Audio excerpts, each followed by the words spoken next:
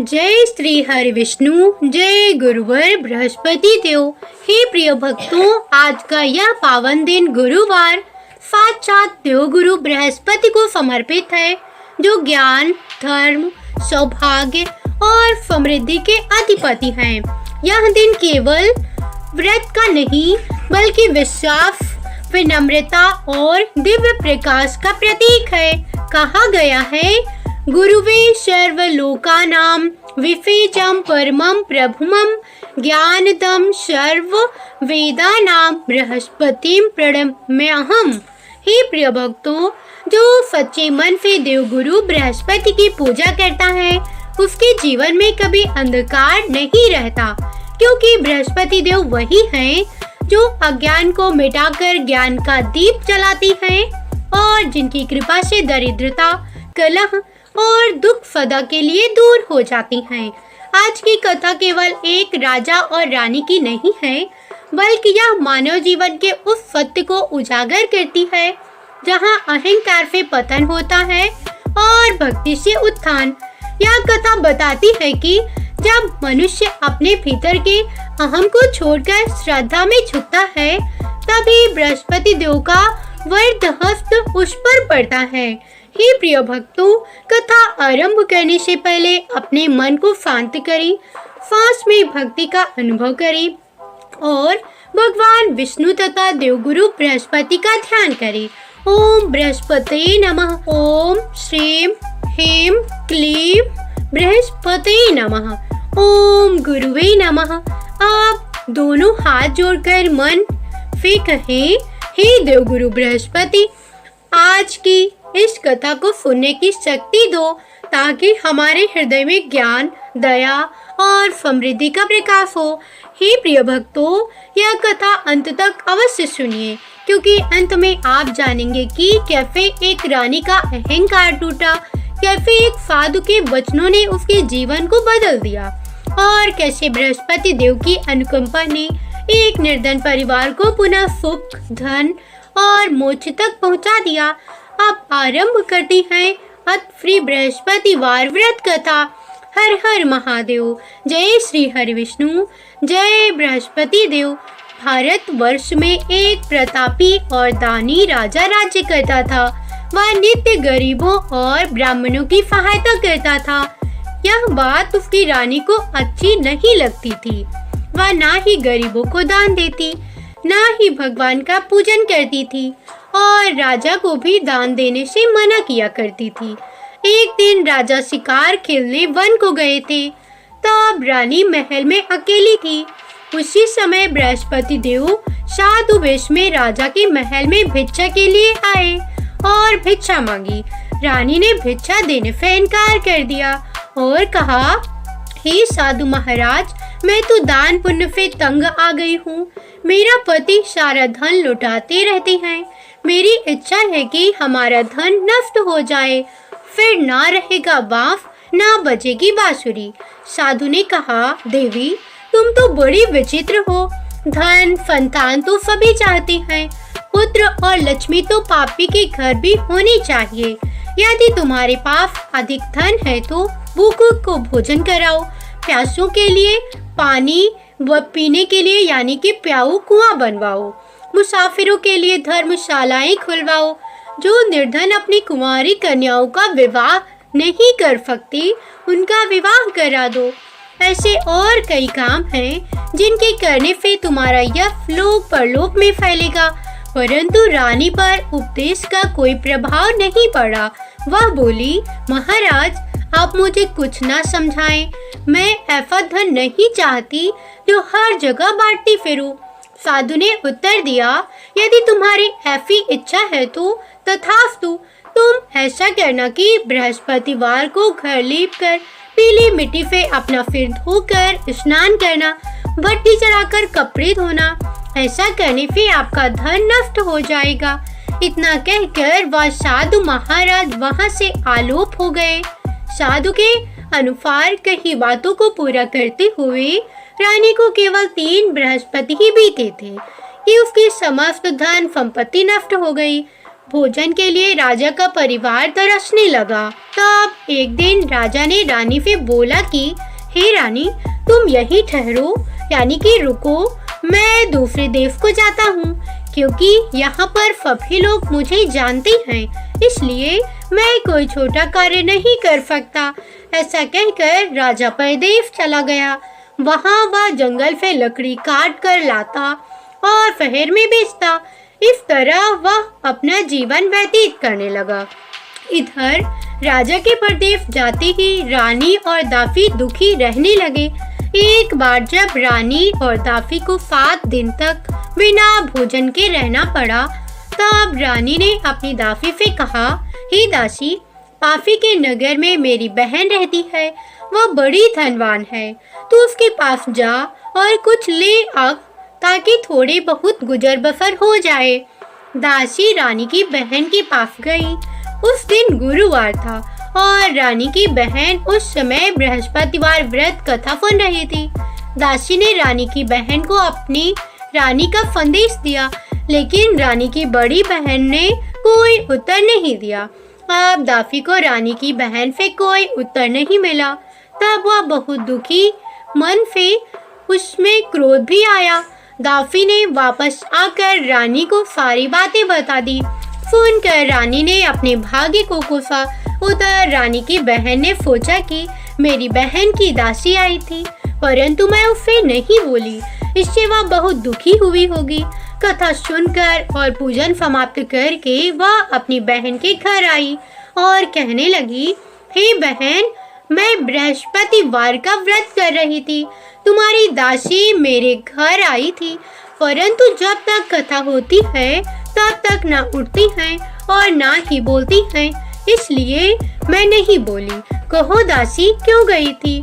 रानी बोली, बहन, तुमसे क्या छिपाऊं, हमारे घर में खाने तक को अनाज नहीं था।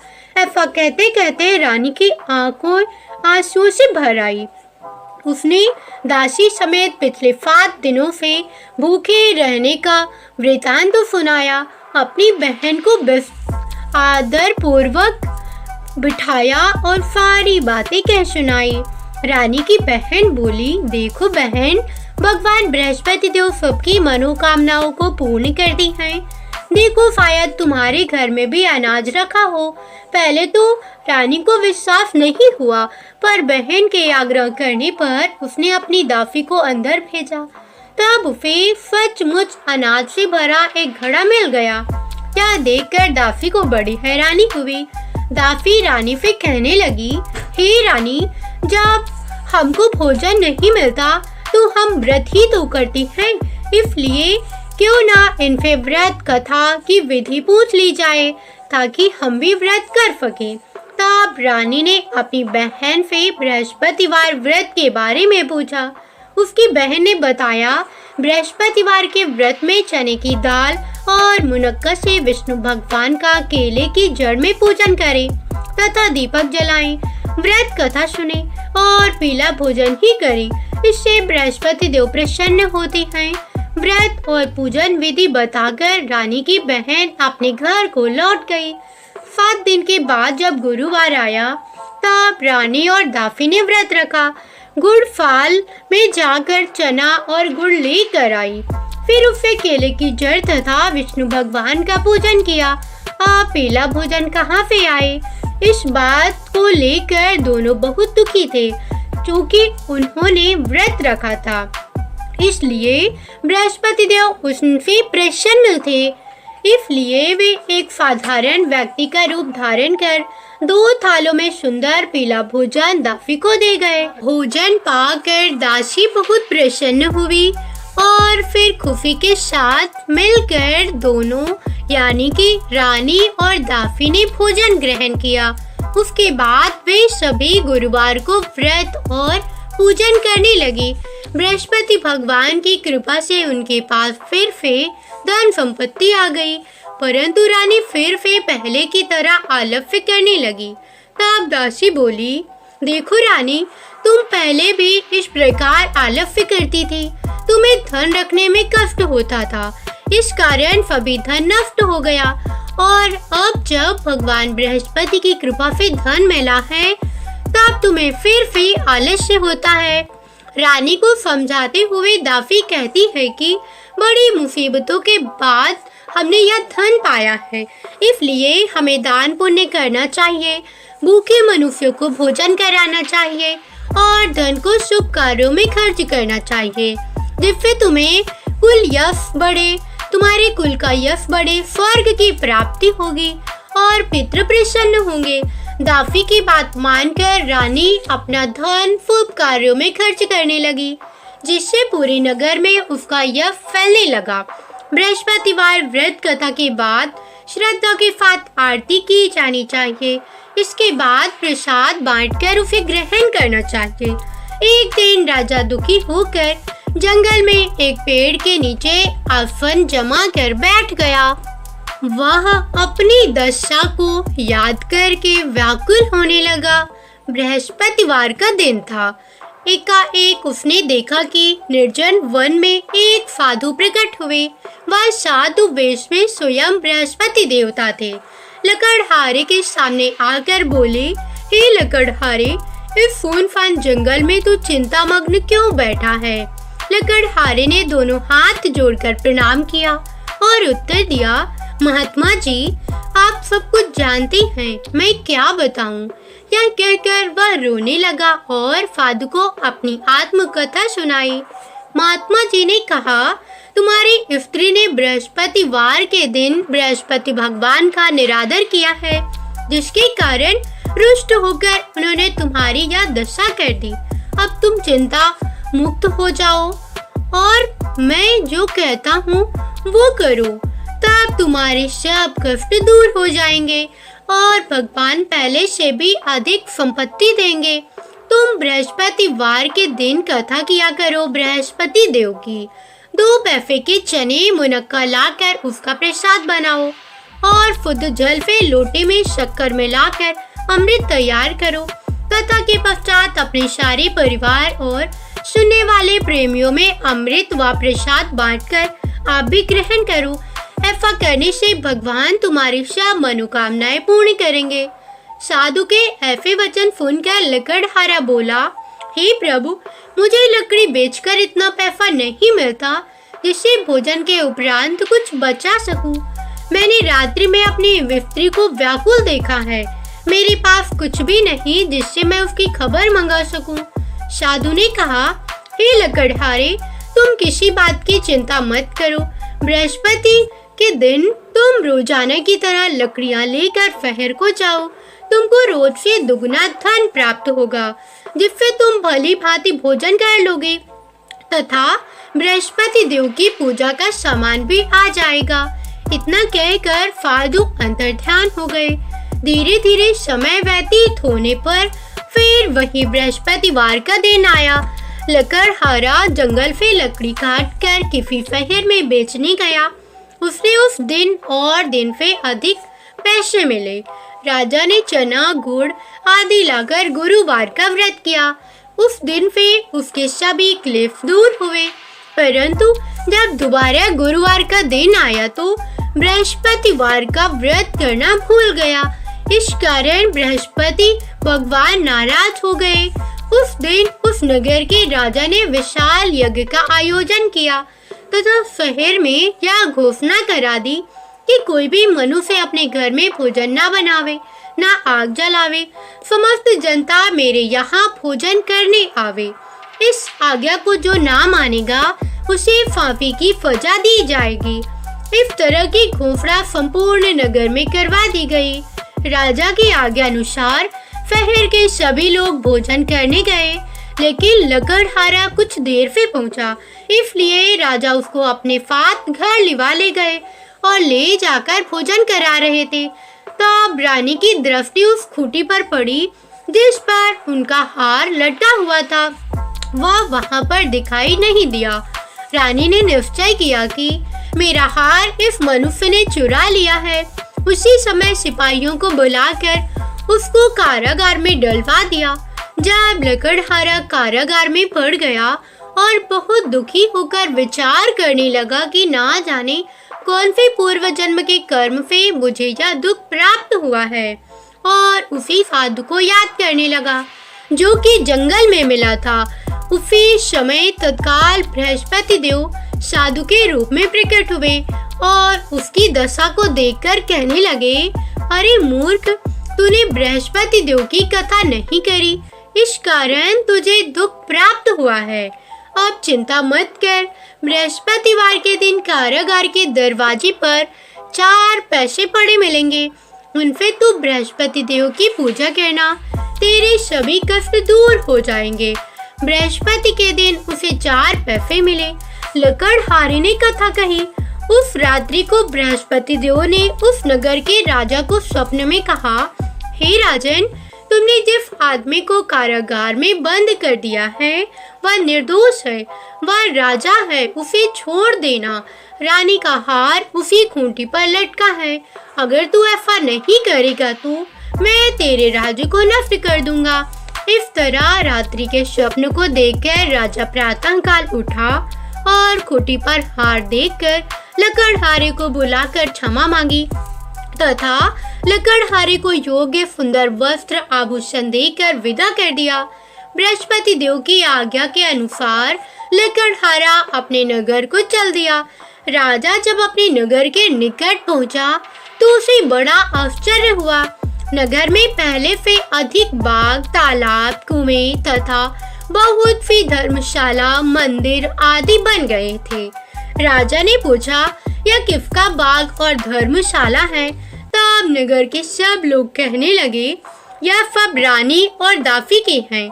तब राजा को आश्चर्य हुआ और गुस्सा भी आया। जब रानी ने यह खबर सुनी कि राजा आ रहे हैं, तब उन्होंने दासी से कहा कि हे दासी, देख राजा हमको कितनी बुरी हालत में छोड़कर गए थे। हमारी ऐसी हालत देखकर वह लौट ना जाए, इसलिए तू दरवाजे पर खड़ी हो जा।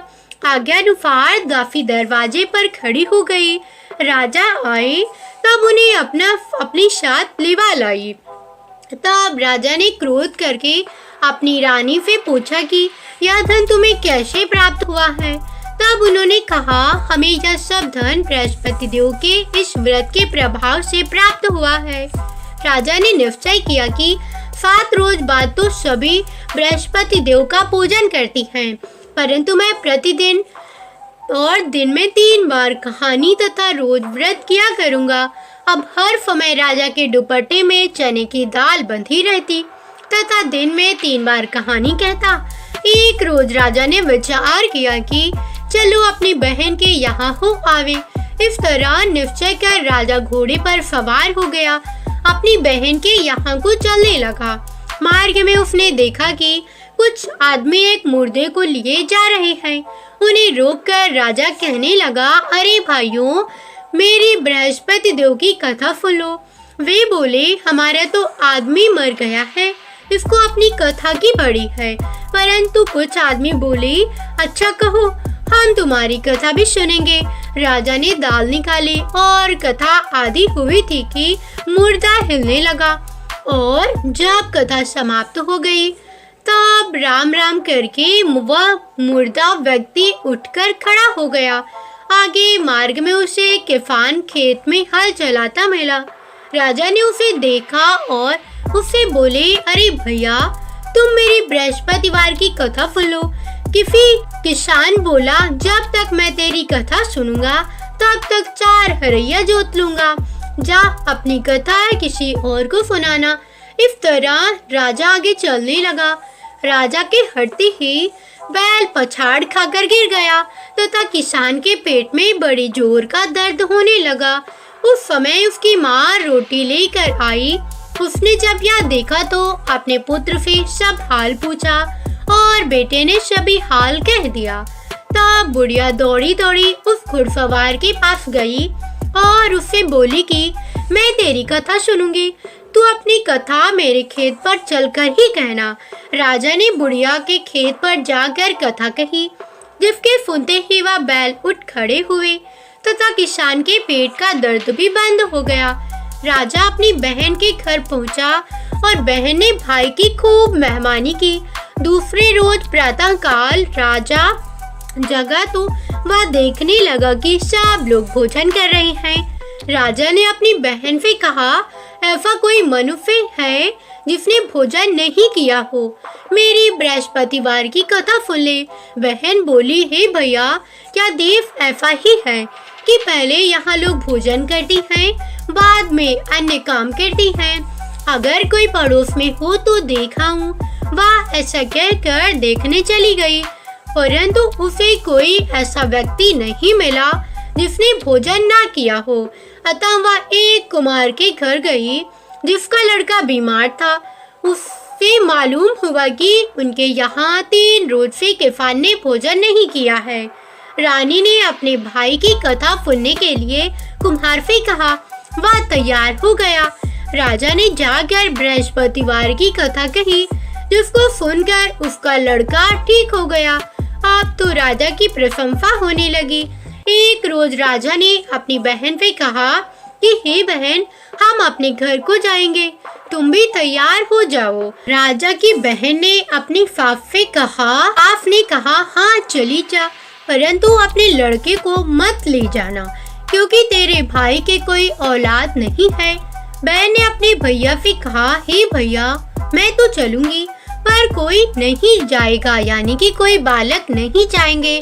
तब राजा बोला, जब कोई बालक नहीं चलेगा तब तुम ही क्या करोगी चलकर। बड़े दुखी मन से राजा अपने नगर को लौट आया। राजा ने रानी से कहा, हम निर्वंशी हैं, हमारा मुंह देखने का धर्म नहीं है और कुछ भोजन आदि नहीं किया। रानी बोली, हे प्रभु, बृहस्पति देव ने हमें सब कुछ दिया है, वह हमें औलाद अवश्य देंगे। उसी रात को बृहस्पति देव ने राजा से स्वप्न में कहा, हे राजा, उठ, सभी सोच त्याग दे, तेरी रानी गर्भ से है। राजा की यह बात सुनकर बड़ी खुशी हुई। 9वें महीने में उसके गर्भ से एक सुंदर पुत्र पैदा हुआ। तब राजा बोला, हे रानी, स्त्री बिना भोजन के रह सकती है, पर बिना कहे नहीं रह सकती। जब मेरी बहन आवे तो मुझसे कुछ मत कहना। रानी ने सुनकर हाँ कर दिया। जब राजा की बहन ने यह शुभ समाचार सुना तो वह बहुत खुशी हुई तथा बधाई लेकर अपने भाई के यहाँ आई। तभी रानी ने कहा, घोड़ा चढ़कर तो नहीं आई, गधा चढ़ी आई। राजा की बहन बोली, भाभी, मैं इस प्रकार ना कहती तो तुम्हें औलाद कैसे मिलती। बृहस्पति देव ऐसे ही हैं, जैसी जिसके मन में कामनाएं हैं सभी को पूर्ण करती हैं। जो सद्भावना पूर्वक बृहस्पतिवार का व्रत करता है एवं कथा पढ़ता और सुनता है और सुनाता है, बृहस्पति देव उसकी सभी मनोकामना पूर्ण करती हैं। भगवान बृहस्पति देव उसकी सदैव रक्षा करती हैं।